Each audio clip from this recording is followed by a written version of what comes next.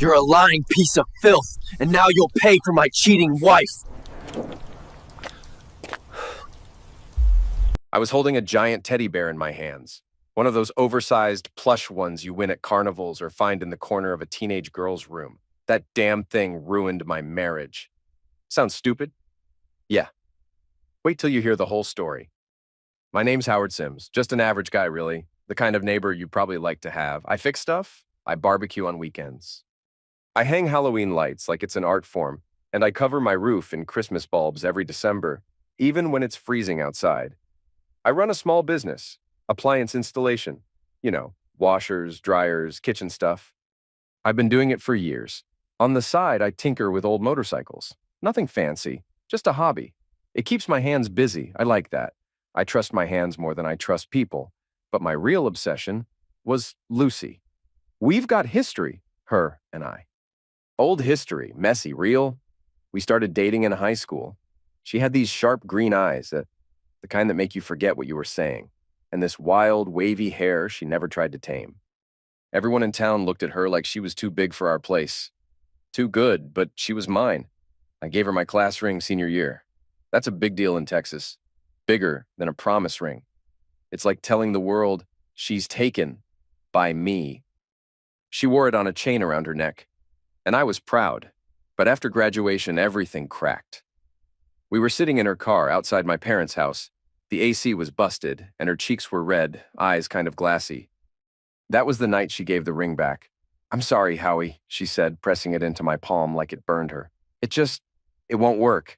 I'm going to Colorado. You're going to Austin." "That's too far." "We can make it work," I said, almost begging. She shook her head. "You don't understand. I don't want to try. I need to move on. You should too." And just like that, she walked out of my life. Left me there with a sweaty palm and a cold piece of metal. That ring stayed in my sock drawer for years. I couldn't even look at it. 2 years I spent licking those wounds, nights alone, friends dragging me to bars. One-night mistakes I couldn't even name. Then came Katie. She was nothing like Lucy. Katie had quiet eyes, soft voice, mousy brown hair always tied back, neat like everything else about her. She wasn't the kind of girl who turned heads, but she listened. She smiled at my dumb jokes. And for a guy like me, freshly broken and bitter, that was enough. She told me I was her first. I didn't ask, but she said it like it meant something. I believed her. We got married fast. Too fast, maybe, but no one questioned it. Folks in town like to see men settle down, especially a guy like me, still carrying a shadow of Lucy around like a ghost. Katie and I moved back to our hometown. We tried to build something, a home, a life, and for a while it felt right. Then our daughter was born. She only lived 3 months. Her name was Maggie. We buried her on a cloudy Thursday. Katie stopped talking after that, stopped laughing. Stopped living, really, and I didn't know how to fix her. 3 years later, Katie got sick. Cancer, one of the mean ones. The kind that takes everything and doesn't give a damn how good you've been in life. 6 months. That's all she had. I watched her fade away in that bed, skin hanging off her bones like wet paper. And when it was over, I didn't cry. Not really. I just stood there, numb. People sent casseroles. Told me God had a plan. I told them to shove it. After that, I buried myself in work. Kept my head down. Friends tried to hook me up. Their cousin, their co-worker, their neighbor from church. "Come on, man," my buddy Barry said once. "You're a catch." Women love a guy who can fix a leaky sink and hold a conversation. But I wasn't biting. I smiled, nodded, said maybe next time. Eventually, they stopped asking. And that's when Lucy came back into my life. I thought my heart was shut for good. Locked up and buried 6 feet under. Then I heard Lucy was back in town. I'd be lying if I said I didn't want to see her. I did. Bad. But I wasn't going to chase her. Hell no. If she wanted to talk, she knew where to find me. And a week later, she showed up at my shop. Just walked right in like no time had passed. "Hey, stranger," she said with that same smile that used to melt me down in high school. "Still smell like motor oil and bad coffee, huh?" I looked up from the workbench, almost dropped my wrench. "Lucy?" I blinked. "Well, I'll be damned." She laughed. "That's what you're going with? After 10 years? What do you want me to say? You look exactly the same, maybe better. And it was true. She hadn't changed. Her figure still had that tight little waist, long legs, red nails, same swing in her hips when she walked. Her voice still had that bird-song tone, light, fast, flirtatious, the kind that made you forget what day it was. I was driving by and thought, what the hell? I'll stop in, see if Howie still remembers me. I do, I said. Pretty hard to forget the girl who ripped my heart out and mailed it back in a jewelry box. Oof, that bad, huh? Worse, I muttered, half smiling. She tilted her head. Well, if it makes you feel any better, I got divorced last year. Yeah? I leaned against the workbench, arms crossed. What happened? Doesn't matter, she shrugged. Boring story, bad timing, bad guy, the usual. I didn't press. Didn't feel like bleeding old wounds. So what? You just up and moved back here? I can work from anywhere, she said. Still run my fabric shop online. Figured if I'm going to start fresh, might as well do it somewhere I know the streets and the coffee doesn't suck. You still drink that hazelnut crap? She grinned. Every morning. We ended up talking all night. I closed the shop early. We sat out back, cracked open a couple of beers, and just talked.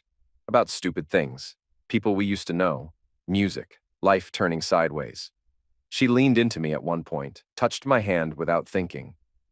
You ever think about us? She asked. Only every day, I said. And she didn't laugh, didn't pull away. She just whispered, me too. And we kissed. Next night, I took her out to dinner. Nothing fancy, ribs, cold beer, and a booth where we didn't have to shout over the music. She laughed at all my dumb stories, touched my hand every time she wanted to make a point. Her eyes were locked on me like I was the only man in the room. When I drove her back to my place, I didn't ask if she wanted to come in. She walked in like she never left. We didn't talk much after that. Just let it happen. Like we were 18 again.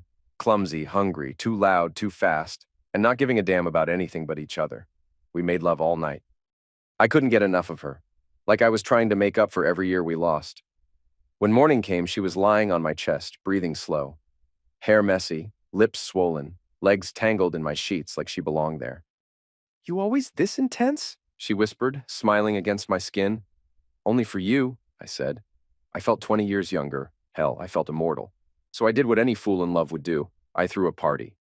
Barbecue out back, full spread. Burgers, ribs, slaw, beer on ice. I invited every friend I had, every neighbor within shouting distance. People came with lawn chairs and paper plates, their kids running wild around the yard. And when everyone had a beer in hand and sauce on their face, I stood up on the deck and tapped my bottle like a mic. I got something to say, I said. Folks quieted down. Lucy was standing next to me, her hand in mine.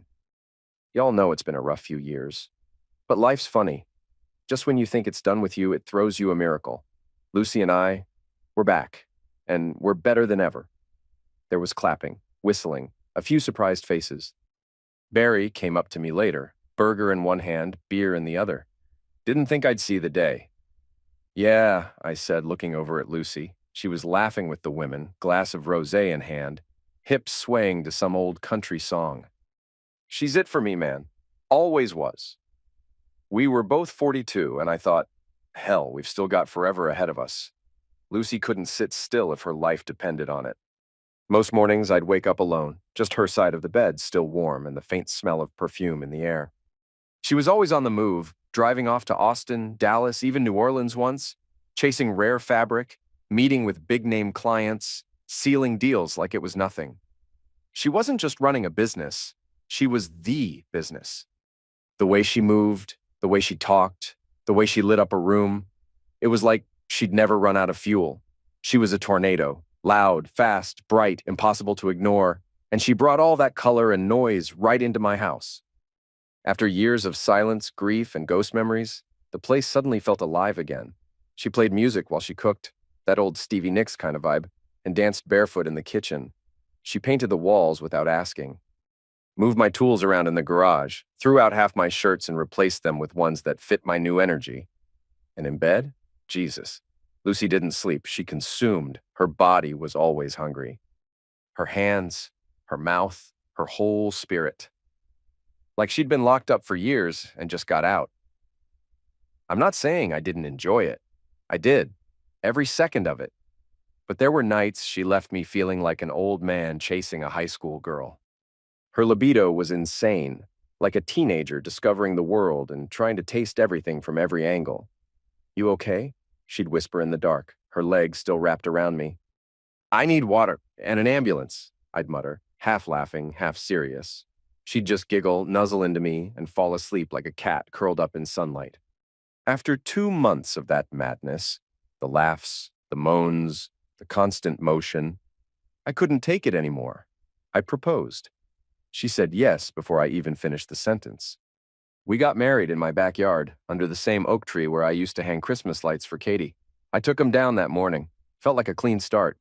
Barry, our old classmate, raised his beer and said, "Finally." "Took you too long enough." Everyone cheered. Even the pastor cracked a smile. Lucy looked like a movie star in white. Hair curled, lipstick bold, eyes wild and shining. She kissed me hard like she meant it. And in that moment, I honestly believed I'd won. Like life had handed me a second shot. And this time I'd do it right. After a while, I started noticing things. Lucy wasn't home as much. At first, it was a night here and there, meetings that ran long, deliveries that couldn't wait. Then it turned into full weekends away. She'd say she was staying in a motel because it was too late to drive back. Said it so casual, like I was supposed to be fine with it. I wasn't. I was eating dinner alone 4 nights a week, sitting at a table for 2, staring at her empty chair and chewing on cold ribs. The house felt loud with her, but hollow without her. One night I just snapped. She came through the door around midnight. She dropped her bag on the floor. "Where the hell have you been?" I asked. She blinked, tilted her head. "Working. Working doesn't take you out till midnight. Working doesn't mean you stop answering your phone for 6 hours. She kicked off her shoes. "Jesus, Howard, you sound like my father." "No," I said, stepping toward her. "I sound like your husband." That got her attention. For a second, her smile dropped. "I don't like coming home to an empty house," I said. "I don't like eating alone. I don't like wondering where the hell my wife is." She raised her chin. "I'm not some house pet you get to keep on a leash." "I didn't say that." "But that's what you want, isn't it? A little quiet wife who stays put and waits for you like a porch dog." "Lucy, I'm a grown woman," she snapped. "I know my limits. I know my life. I don't need permission to go where I want." "I'm not asking for control," I said, voice low. "I'm asking for respect." She laughed. "I love you, Howard. I do. But I love myself more. Always have." She moved toward the stairs. "If you can't handle that, I'll leave. Again, just say the word." I stood there, jaw clenched, heart going a mile a minute, the air between us thick enough to choke on, but I didn't say it. I couldn't lose her again, so I swallowed it, nodded. Bit my tongue, and that night I told myself I'd learn to live with it, learn to play by her rules. But what happened next? No man should have to live with that. Not ever. One evening I pulled into the driveway after work, sweaty, tired, hungry. And then I heard it, laughter, a man's voice. I froze. Keys still in my hand. It was coming from inside the house, my house. Through the living room window I saw them, Lucy on the couch, her legs curled up under her, leaning in close to some young guy I'd never seen before. He had his arm around her. They were laughing like old friends. No, like lovers.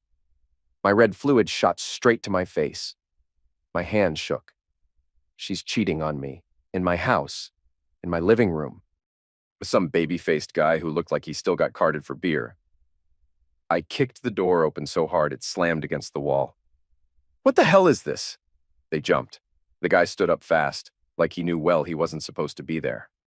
"Who the hell are you?" I shouted, pointing at him. Lucy stood, arms out like she could calm me down.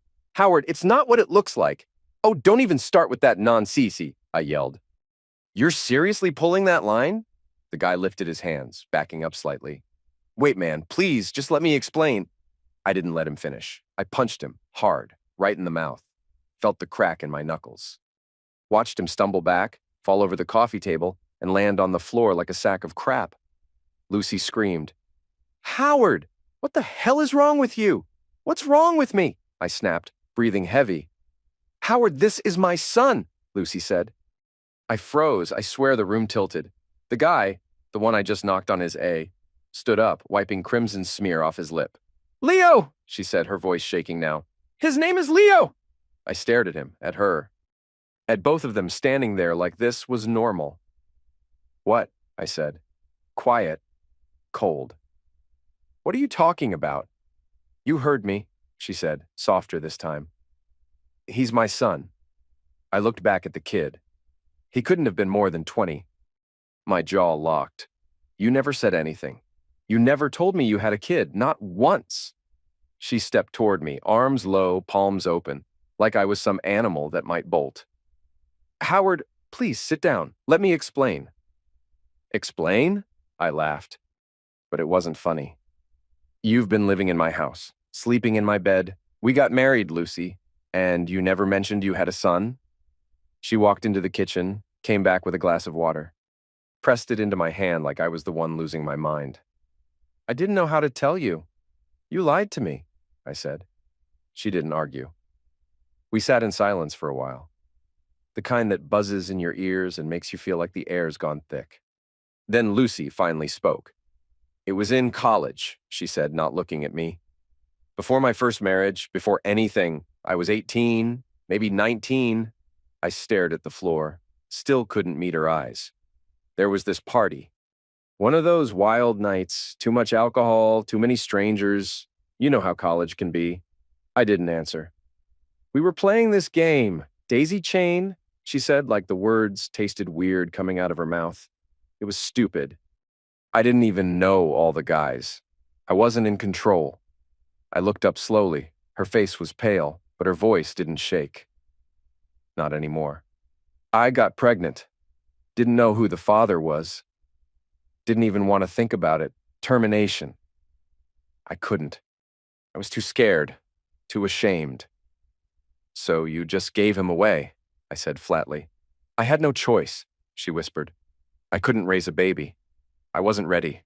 I couldn't go home with a child and no husband. My parents would have lost their minds." "So you gave him up," I repeated, and never said a word about it. She nodded. "He was adopted. Good family, from what I heard. Then, last year, he found me. Sent me a letter. We met. It was strange at first, but..." She smiled. She reached out her hand to Leo, and he shook it as a sign of support. Her whole face lit up. "He's amazing, Howard. Smart, kind, funny. He's studying architecture. He even looks like me a little." Her eyes were shining like she'd won the lottery. I just sat there, stunned. All I could think about was the way she'd kept this hidden. From me, from everyone. That same tornado energy that made me fall for her was now sweeping up pieces of her past and dropping them right on my goddamn head. "I'm sorry I didn't tell you sooner," she said, "but I was scared. And I was just so happy to have him in my life again." I nodded, slowly. Like maybe if I kept nodding, I'd convince myself it was okay. Then came the next bombshell. "Do you think Leo could stay with us for a while?" she asked, her voice soft but steady. Just like that. "I mean, just for a bit," she said. "He's between places. His lease is up and the dorms are full. It won't be long." I stared at her. "You're serious?" She blinked. "Of course I'm serious. You want your 20-year-old son, the one you never told me about, to move into our house?" She frowned, like she hadn't expected pushback. "It's my house too, Howard." I motioned for her to follow me outside. We stepped out onto the porch, away from Leo. I folded my arms, trying to stay calm. "Look, first of all, you dropped this whole I have a son thing on me. You let me marry you without knowing something this big. And now I'm supposed to just open the door and play dad? He's not asking you to be his father." "Damn right he's not." She crossed her arms now too. "Howard, this isn't about you. This is about Leo. He's my son. I gave him up. I've missed everything. And now, life's giving me another chance. I'm not turning my back on him again."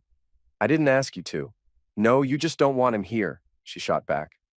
"Because it's inconvenient, because it makes you uncomfortable." "I didn't say that." "You didn't have to." She was shaking now. Her voice cracked. "I already feel like crap every time I look at him, like I failed him. And now he wants to be in my life, and I finally have the guts to be there. And you're telling me I can't? Lucy, no, you don't love me. Not really. If you did, you'd understand how much this matters. She covered her face with her hands. Tears came hard and fast. I'm a horrible person, she sobbed. I abandoned my own baby. I live with that guilt every day.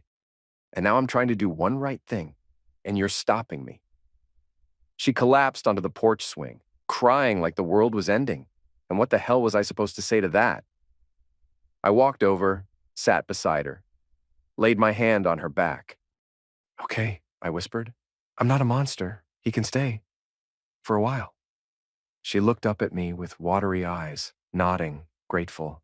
I forced a smile, but something in my chest felt tight, like a door had shut, quietly, somewhere deep inside me. It wasn't easy getting used to another man in my house, especially one I didn't know, one who showed up out of nowhere and turned everything sideways. Leo was messy. He left the damn toothpaste open every morning. His dirty clothes piled up in the bathroom like he was still living in a college dorm. And Lucy, she didn't seem to notice or care. She spent most of her time with him, showing him around town, taking him to all the good restaurants, introducing him to people like she was proud. I told myself, she's his mom. She's making up for lost time. Let her have this. But part of me didn't buy it. Part of me hated it. And slowly, I started to feel something I hadn't in a long time. Jealousy. Not the hot, young kind, the cold, bitter kind that eats you up from the inside. It crept into our bedroom, too. Lucy, the woman who used to wear me out like we were still in high school, suddenly turned ice cold. Making love? Once every 2 weeks, if I was lucky. And even then, it felt mechanical, like she was doing it out of duty. At first, I blamed her. Then, I blamed Leo. But the truth? It was me. Something wasn't right. I started losing interest. I couldn't get it up, more than once. Lucy would touch me, the way she always used to, and nothing. Like a switch flipped off in my body. It scared the hell out of me. I chalked it up to stress, the tension, the stranger in my home. But then came the real slap in the face. One afternoon, I walked into the kitchen and caught Leo, red-handed, reaching into my wallet on the counter. What the hell do you think you're doing? I barked. He jumped like a rat caught in a trap. I thought it was mine. Oh, you thought it was yours. I stepped closer, fists tight. You thought my wallet on my kitchen counter full of my money was yours? He backed up fast. Look, Howie, I'm sorry. You're not sorry, I snapped. You're a thief, and don't call me Howie. I was ready to throw him out right there. Drag him by the collar and dump him on the front lawn. Then Lucy came running in from the hallway. What's going on? She asked, panicked. Ask your son, I growled. I caught him stealing from me. She turned to Leo. Is that true? I didn't mean to, he muttered. I needed cash. I should have asked. Lucy looked torn, angry, confused, but not at me, at the situation. She stepped in between us. Howard, calm down. No, I said. He steals from me, in my own house, and I need to calm down? She turned to Leo. You can't do that, baby. That's not okay. You have to promise you won't do it again. He nodded. I promise, I swear. And that was it. No consequences. No real punishment. Just a soft scolding and a half-a apology. Lucy wrapped her arms around him like I was the one who needed comforting. And I just stood there, watching this play unfold in my kitchen, feeling like the stranger in my own damn home. I didn't want to go to the clinic. Hell, what man does want to sit in a doctor's office and talk about how his own body's letting him down? But I'd had enough quiet panic in the mirror, enough moments lying next to Lucy feeling like half a man. I needed answers, so I went. The clinic was small, that fake clean smell of disinfectant and waiting room coffee. Howard Sims? The nurse called out. I stood, nodded, followed her down the hall. Landry was a middle-aged guy, thinning hair, glasses low on his nose, friendly but not too friendly. He sat behind a little desk, tapping on a keyboard when I walked in. He looked up. Mr. Sims, what brings you in today? I shifted in the chair. It's performance stuff, bedroom. He nodded like he saw 5 of me a day. How long's it been going on? Few weeks, maybe more. Just no drive. And when there is, it doesn't last. Any pain? Discomfort? No. Just failure. He tapped some notes, then leaned back. Stress? Sleep? Change in meds? No meds. Stress, maybe. I hesitated. My wife's son moved in recently. It's been tense. He nodded again. Any changes in energy? Mood? Appetite? I thought about it. More tired than usual, maybe a little foggy. Not depressed, just off. Okay, he said, and typed for another minute, then handed me a paper slip. We'll start with blood work, he said. Testosterone levels, thyroid, glucose, a few other things. If nothing shows up there, we'll dig deeper. I took the paper and stood. How long for results? Couple days, we'll call you. I nodded. Thanks, Doc. I didn't know what I was afraid of more, that they'd find something, or that they wouldn't. For Lucy's birthday, I went all out. I spent the whole week getting ready, strung up lights in the backyard, rented a big grill, even ordered custom cupcakes from that overpriced bakery she liked downtown. She always said I was her teddy bear, so I leaned into it. Got her this giant teddy, one of those massive plush things you see at carnivals. Took up half the living room, but this one wasn't just soft and oversized. I had a mic installed inside the chest. And when she hugged it, it played a recording I made of me singing her favorite song. Not perfect. Hell, I was off key half the time, but it was mine. From me. For her. People clapped when they heard it. She laughed, even wiped a tear. And then Leo stepped forward. He handed her a bouquet. Messy, uneven, stems still wet. Where'd you get those? Someone asked. He grinned. Out back, by the fence. Everyone awed. Lucy kissed his cheek like he'd given her gold. I stood there, smiling through my teeth. Those flowers? I planted them myself, tended them all season, kept the deer off them with homemade spray, watched every damn bloom open, and now they were his gift. So original, huh? A few nights later, I woke up in the dark, throat dry as sandpaper. I reached for the water glass on the nightstand, empty. I groaned, pushed the covers off. That's when I noticed Lucy wasn't in bed. I sat there a second, staring at the empty side of the mattress. The sheets were cold. I got up, padded down the hallway in bare feet, still half asleep. Then I heard it. Voices. Low, muffled, coming from Leo's room. I froze. Something wrong? Why were they up? At this hour? I moved closer, heart thudding for no good reason. Their door was cracked open just enough. I peeked in. They were sitting on his bed, real close, like close. Her hand was on his back. His head leaned toward her shoulder. For a split second, I swear, I thought they were holding each other. My brain recoiled. No way, she's his mother, he's her son, what's wrong with you? Lucy looked up and saw me.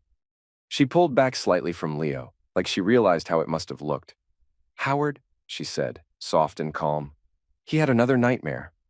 Leo didn't say a word, just stared at the floor. Lucy stood up and walked toward me. He gets them a lot, she whispered. Foster homes, bad memories. Sometimes he screams in his sleep. She looked tired, concerned, but not guilty. I heard him and came in to calm him down. I nodded slowly. Okay. She touched my arm. Go back to bed, honey. I'll be there in a minute. I stared at them one more time, then turned and walked back to our room. Told myself I was being paranoid, that I needed sleep, that I trusted her, that there was no other explanation. But later, it was quiet that afternoon. Lucy and Leo were out.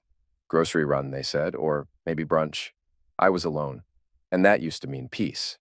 Now, it just meant the air felt heavier. I was walking past the living room when I saw it. That big teddy bear, slumped in the corner like a fat, useless witness, the one I gave her, the one she hugged when I sang her that song. I stared at it for a second, then walked over and pressed. Only this time, it wasn't me singing.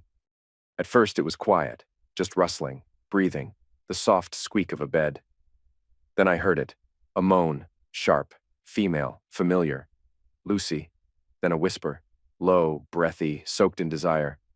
Do you want it like that? Another moan. His voice now. Oh, yeah. Don't stop. Then a wet sound, a kiss, then more. Wait, Lucy giggled.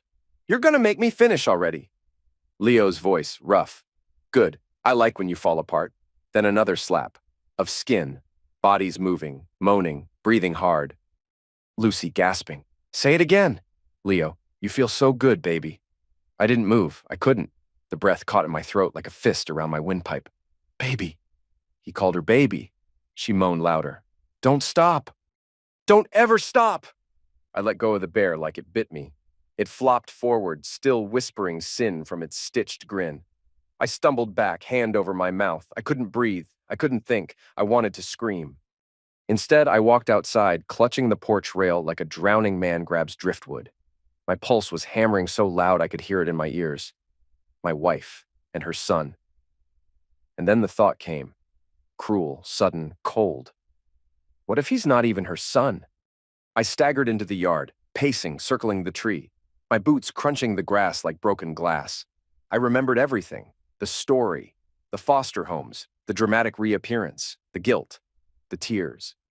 The way she moved her body between us that night in the hallway like she was protecting him. I remembered how he wore my shoes, my shirt, how she let him. I remembered the way she stopped touching me the week he moved in. The way she laughed too loud at his stupid jokes. The way he looked at her like he owned her.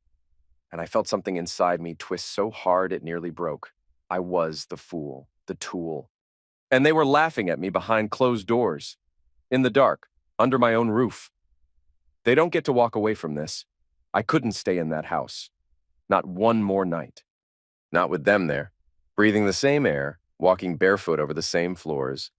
So I packed a bag, grabbed my keys, and drove. I went to Barry's. Same Barry from high school, the guy who once cheered Lucy and me on like we were some hometown love story. He lived alone in a small, clean duplex with a lawn he didn't care about and a TV that was always too loud. Less people at home, less problems, he always said, cracking a beer like it was gospel. He opened the door and looked me over. Jesus, you look like crap. Feel worse, I muttered. He stepped aside. Get in here. I didn't spill the full story. Not yet. Didn't mention teddy bears or moaning or betrayal that tasted like acid. I just said, listen, I need your help. Barry leaned on the counter, arms crossed. What kind of help? Lucy's son, Leo. He raised an eyebrow. The one who moved in with you? Yeah, I want to know more about him. Background, documents, whatever you can dig up. You work in municipal records. Can you quietly check into it? Barry squinted at me. Why? I just want to understand him. If I'm going to build some kind of trust, I need to know what I'm working with. He took a slow sip of beer. That's a weird kind of trust. You going to help me or not? He studied my face, read the lines I wasn't showing, then he nodded.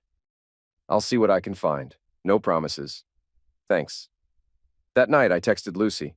Took an emergency call out, big client out of town for a couple days. She replied 10 minutes later. No worries, babe. Good luck. 3. I didn't sleep that night. Didn't even lie down. Everything I'd known was crumbling. The next afternoon, my phone rang. It was Barry. His voice came through the line, low and steady. Dude, I've got news. I sat up straight in the motel chair. Go. You were right to be suspicious, he said. That kid, Leo? His full name's Leo Mendez, born and raised in Marble Springs, just 30 minutes down the highway. I held my breath. His parents are alive, married, still together.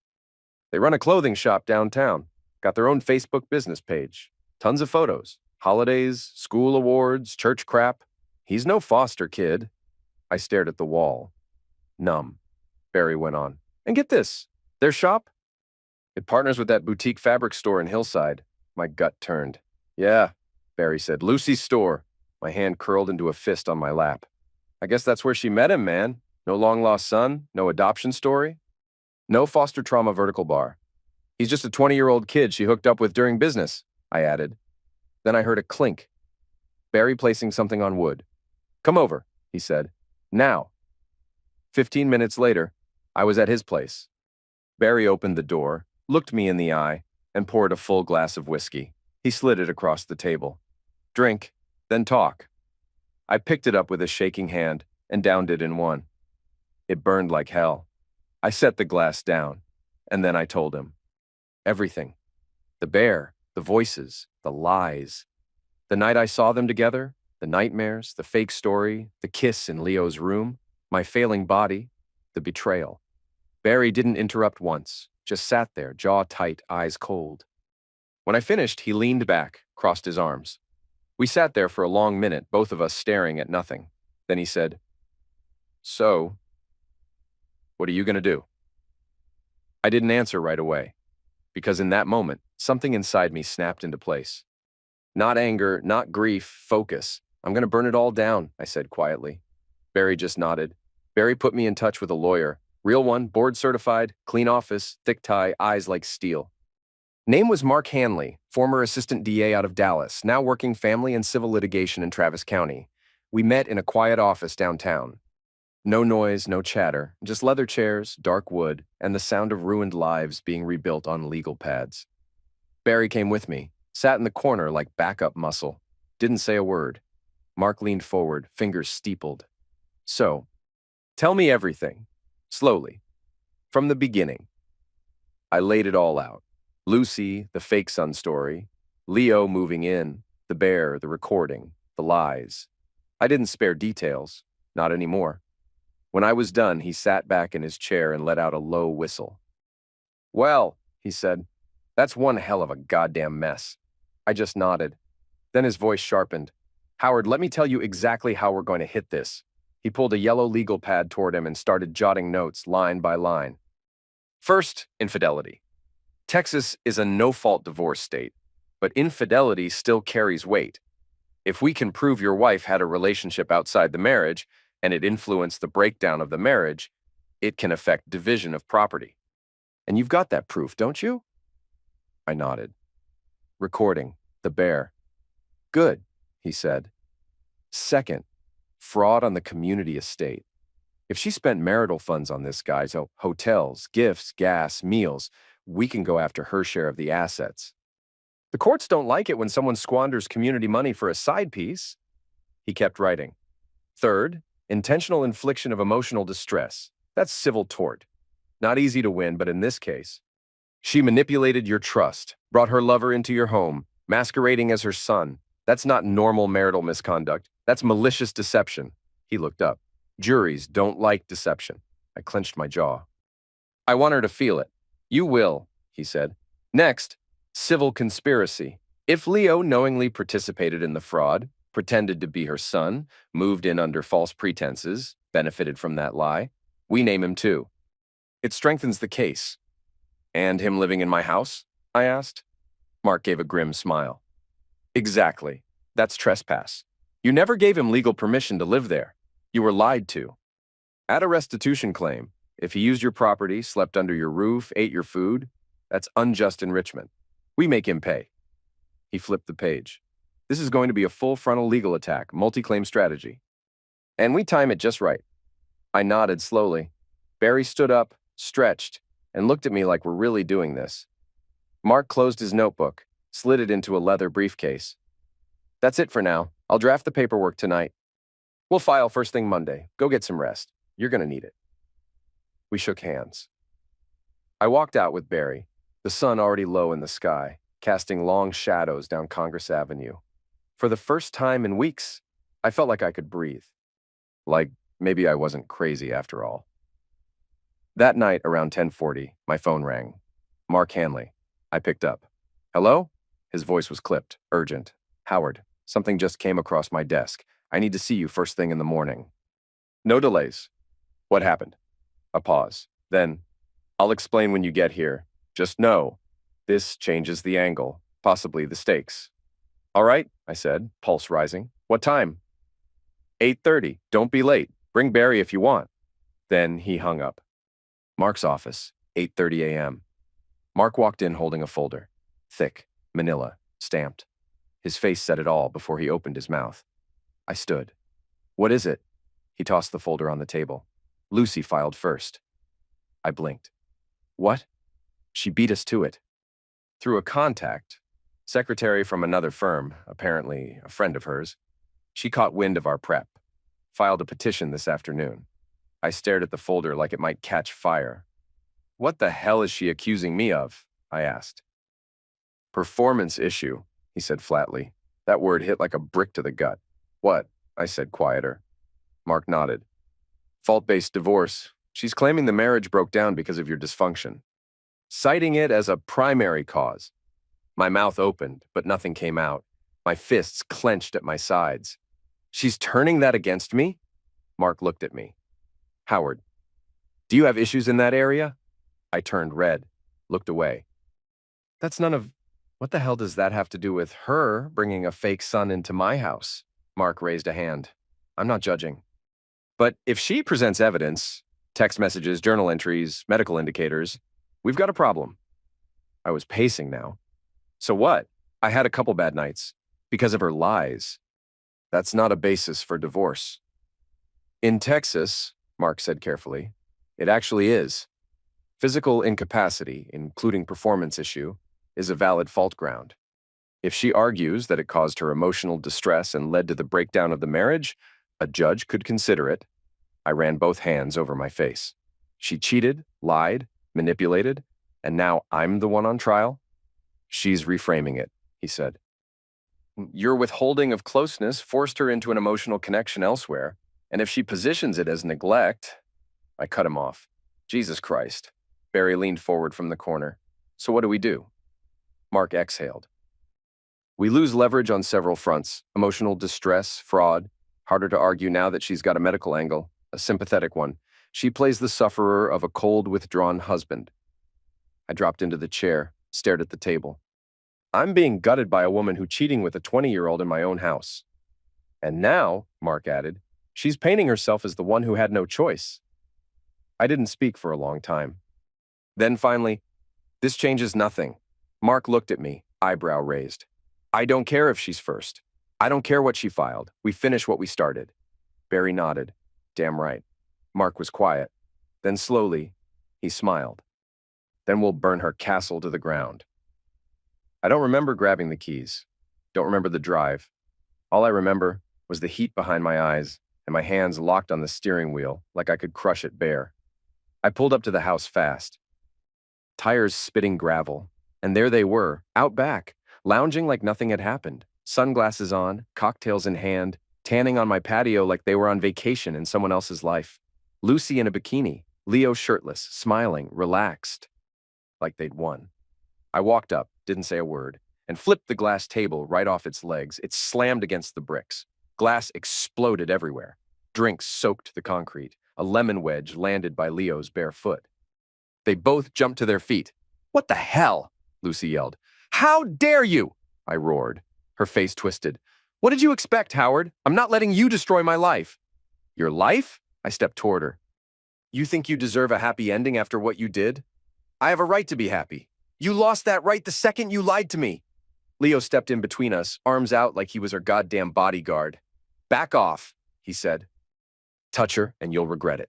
I stared at him. Say that again. I said, crack. I swung before he finished. My fist caught him square in the face. Clean, brutal, loud. He flew backward and landed in the pool with a splash so hard it rocked the water. A red streak trailed behind him as he surfaced, gasping, crimson smear pouring from his nose. Lucy screamed. You're gonna pay for this! You're sick! She shrieked. You'll regret it, you piece of crap. I stood there breathing like a bull. Then I pointed straight at her. We'll see about that. And I turned and walked out before I broke her jaw too. The court date was set. No more stalling. No more second chances. We were officially at war. Mark wasn't happy. You really screwed us, you know that?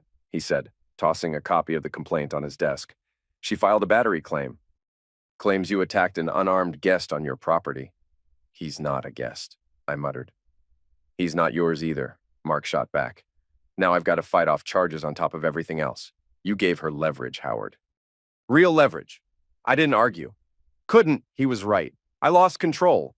And Lucy knew exactly how to use it. But then, the day before the hearing, I got a call. From my doctor. Just some follow-up numbers from the tests I ran weeks ago. It was an ace up my sleeve, one I hadn't even known I had. And Lucy had no idea it was coming. The courtroom was stiff and quiet. Lucy sat across from me in a navy suit, hair perfect, makeup clean. She looked every bit the sufferer, calm, confident, righteous. Leo wasn't there, probably too bruised to show his face. The judge called us forward. Opening statements were brief. Then it was Mark's turn. He stood, slow and cool, walked to the center of the room, and let the pause do its work. "Your Honor," he said, "my client, Mr. Howard Sims, has been accused of multiple failings, including neglect, emotional abandonment, and even battery. Mrs. Sims has filed for fault-based divorce on the grounds of performance issue." He let the word hang a second. "But what if I told you that this performance issue wasn't medical or psychological, but induced?" Lucy's eyes narrowed. Mark turned toward the judge. "We obtained blood and urine analysis from Mr. Sims's recent labs, following persistent symptoms reported to his physician. The results showed elevated levels of spironolactone." He held up the report. "This is a diuretic, but more importantly, it's an anti-androgen. It actively lowers testosterone. In men, it causes breast tenderness, loss of libido, and, yes, erectile dysfunction." Gasps rustled from the bench behind me. Mark's tone sharpened. "Mr. Sims has never been prescribed spironolactone. He has no reason to be on this medication. And yet, repeated tests showed it in his system, in levels consistent with chronic low-dose exposure." He turned toward Lucy. "That means someone was dosing him, quietly, over time, likely through food or drink, likely someone with access to his kitchen, his meals, his trust." Lucy's mouth opened just slightly, then shut again. Mark stepped forward. "We believe Mrs. Sims deliberately poisoned her husband to weaken his body, to reduce closeness, and to establish grounds for a fault-based divorce, benefiting her legally and financially." He dropped the report on the table in front of the judge. "That's not marital discord. That's malicious intent." The courtroom was dead silent. Mark glanced at Lucy, who was now frozen. No more calm, no more mask. The judge adjusted his glasses, glanced at the lab report again, then looked down at both sides. "These are significant new allegations," he said. "I'm placing the proceedings on hold pending further review of the evidence."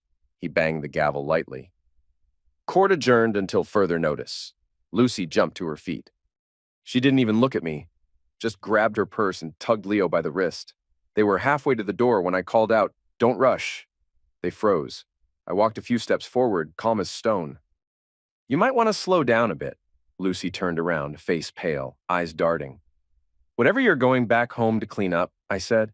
"I was there yesterday, with a cop, while you two were enjoying your little date night at that French place." Leo tensed. "Kitchen drawer. Behind the vitamins, guest bathroom, top shelf, behind the hair bleach." Lucy's jaw locked. "Everything you thought was hidden? It's not anymore." "It's at the station now, in evidence bags." I stepped closer. "And tomorrow, it's my turn. I'm filing every suit we talked about. Fraud, trespass, poisoning, emotional distress, civil conspiracy." I dropped my voice to a low growl. "You better start getting used to living on sidewalks and eating leftovers from trash cans." That's when she snapped. Lucy lunged at me with a scream. "You piece of crap!" she shrieked, nails slashing across my cheek. Pain shot through my skin, but I didn't move. 2 bailiffs rushed in. As they grabbed her arms, she thrashed wildly, hair flying, red-faced. "I made you! I owned you! You're nothing without me!" One of the officers tried to restrain her, but she twisted and bit him on the ear. "Ah! God damn it!" he yelled, stumbling back. That was it. They tackled her, slapped cuffs on, dragged her out of the courtroom, kicking and screaming like an animal. Leo didn't say a word. He just stood there, still, helpless, small. And when he finally looked at me, he didn't look angry. He looked afraid. The courtroom was packed. The final hearing. The ruling day. Lucy sat at the defense table, pristine as ever in her navy blazer and high heels. But you could see the tiny betrayals of her nerves. The fingers gripping her chair, the twitch at the corner of her left eye. Leo wasn't even at the table. He sat 2 rows back, flanked by his parents, Mr. and Mrs. Mendez, silent, stiff, ashamed. My attorney, Mark Hanley, stood without a paper in his hand. He didn't need one. He stepped forward, faced the judge, and said, "Your Honor, this case has never been about a failed marriage. It's about manipulation, fraud, and deliberate injury, orchestrated by one woman and abetted by her accomplice. The judge, a stern man in his 60s with no patience for theatrics, gave a slight nod. Proceed, Mr. Hanley, Mark began. Count one, infidelity. He turned to Lucy. For months, my client believed this young man, he gestured toward Leo, was his wife's long-lost son. She brought him into their home under that false identity. He stepped to the evidence table. We submitted audio from a surveillance device, a gift, a teddy bear, that captured intimate, unmistakable sounds of a cheating, including his voice, her voice, and their words. He paused, looked the judge straight in the eye. We also have a timeline of hotel receipts, digital transactions, and surveillance footage from 2 motels outside Travis County. Rooms booked under Lucy's business credit card, registered for 2 adults. During dates, Mr. Sims was verifiably out of town. He let that hang. Infidelity. Willfully hidden. Proven. Lucy sat rigid, eyes narrowed, lips tight. Count 2. Fraud on the community estate. Mark paced slowly, steady. Mrs. Sims used marital assets to fund these trips, these bookings, these gifts. She made direct transfers from their joint account to her personal business, then paid for her lover's expenses through it. He flipped open a binder. Exhibit 12, meal receipts, fuel charges, 1 clothing purchase at Mendez Apparel, Leo's family store. She diverted household funds for non-marital use. He turned back to the judge. This is not a gray area. This is a textbook case of fraud against the marital estate. Count 3, intentional infliction of emotional distress. Mark didn't need to raise his voice. My client suffered a sudden, unexplained collapse in his physical well-being. He sought medical help. He blamed himself. Mark paused, quiet, deliberate. And yet, blood panels revealed the presence of spironolactone, a prescription diuretic and anti-androgen, unprescribed, unexplained. He faced Lucy again. She drugged her husband to render him physically incapable of closeness, then used his symptoms to justify seeking a fault-based divorce. He took a breath. That's not negligence. That's psychological warfare. Lucy's lawyer finally stood. Your Honor, we object to the insinuation that Mrs. Sims administered anything knowingly. Objection overruled, the judge said. He's citing tested evidence. Count 4, civil conspiracy. Mark turned his attention to Leo now. Mr. Mendez knowingly assumed a false identity. He allowed himself to be introduced to Mr. Sims under the pretense of being Mrs. Sims's biological son. He gestured to the records. Birth certificates, school records, notarized parental records, all indicate he was raised by Mr. and Mrs. Mendez. His participation was active, sustained, and financially beneficial. Leo shrank in his seat. Your Honor, Mark concluded, this was a 2-person scheme intended to deceive, exploit, and ultimately destabilize my client's mental, physical, and legal standing. Count 5, trespass and unlawful occupancy. He kept going. Mr. Sims was misled into believing Leo was family. That's why he allowed him to live in the marital residence. He held up a signed affidavit.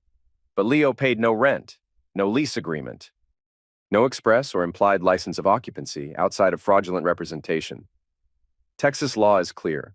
Fraudulently obtained occupancy is trespass. Count 6, restitution. Mark walked slowly to the front. All of this cost my client, emotionally, financially, professionally. He lost business, sleep, and dignity. He was publicly embarrassed, and he was made to doubt his own body and mind. He looked at the judge one final time. We are requesting full restitution, $187,000 in direct damages and legal fees. The courtroom was silent. The judge leaned forward. His words were final, flat, without drama. All 6 claims are hereby granted in full. The defendant is ordered to pay restitution. Mr. Leo Mendez is additionally liable for his portion of the civil damages. The Mendez family has consented to pay in full. Mr. and Mrs. Mendez, quiet, dignified, and mortified. They sat in the front row, avoiding eye contact, their faces red with shame. Lucy didn't move, but her hand slipped off the edge of the table, limp. Everything she built, burned. She'd done it to herself.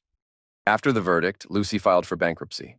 She lost everything. The boutique business collapsed. No income, no reputation, no credit. For a while, she moved into the crumbling house her dead parents had left behind. Some old Victorian off Maple Street. Broken roof, moldy walls, plumbing shot to hell. Didn't last long. Next I heard she'd moved into a roadside motel, the kind with buzzing lights and a front desk behind bulletproof glass. She still owed me money. She always would. But the part that stuck with me most didn't come from court. It came from my doctor. He called one day, not for medical results, just to talk. "You didn't hear this from me," he said. "But one of the nurses used to work down in Jacksonville. Says she's seen cases like Lucy's before." "Like what?" I asked. "Increased libido, mood swings, grandiosity. It wasn't just selfishness, Howard." He paused. "It's schizophrenia." Apparently, Lucy's real diagnosis had come out later, after the collapse, after the arrests, after the court ordered a full psychological evaluation. Her sister, some nurse from Florida, showed up out of nowhere and took her in, paid off her last motel night and drove her out of state. They say she's in treatment now. I thought I was also done with Leo, but some stains don't wash out that easy. Turns out he couldn't keep his mouth shut. Started writing disgusting crap about me online. On forums, socials, even a blog no one asked for. Tried to twist everything that happened in court like he was the sufferer. Now here's the thing. When you've worked with your hands your whole life in a small town, you meet people. Not lawyers, not influencers, real people. Mechanics, barbers, bartenders, and bikers, especially bikers. I've rebuilt enough engines and polished enough chrome to know half the MCs within a 100-mile radius. One of them, Big Rob, runs a custom shop out on 79. Big guy, quiet, looks like a grizzly in a denim vest. I gave him a call. Told him what Leo was doing, told him about the blog, the lies. Told him I wasn't looking for blood, just a message. Something that sticks better than a cease and desist letter. Rob didn't ask questions, didn't need to. 2 nights later, Leo's Honda got boxed in behind a liquor store. One bike pulled in from the front, another blocked the exit, 2 more flanked the sides, 4 engines growling, 4 men in black, helmets on, visors down. Leo stepped out of the store with a bottle of cheap tequila in one hand and a smirk on his face. The smirk didn't last. They didn't speak much, just took him around back behind the dumpsters. One of them said, "Calm as Sunday, message from someone you know." Then came the fists. Nothing too rough, nothing permanent. Just enough to make him remember. Enough to knock that smug smirk off his face. To give him something to look over his shoulder about for a while. The next morning, Rob texted me one word. "Done." And I smiled. Not proud, not ashamed, just even. Balanced. Some men learn from the law. Others need a different kind of lesson. Leo got both. As for me, things turned around. In every way. And yeah. The other kind of up came back too. I'm feeling like a full-blooded man again. Strong, grounded, capable.